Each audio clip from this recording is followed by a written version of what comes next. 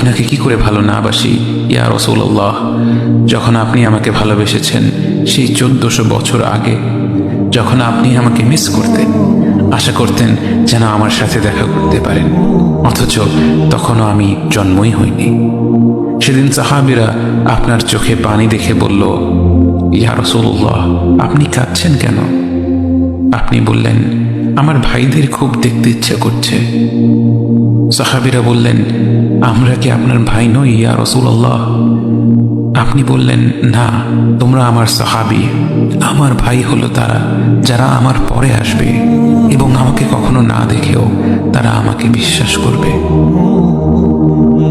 মৃত্যু শয্যায় শুয়ে আপনার অন্তরে এই চিন্তা ছিল যে আমাদের পরিণতি কি হবে। উম্মতি উম্মতি বলতে বলতে আপনি আপনার রবের নিকট ফিরে গিয়েছেন।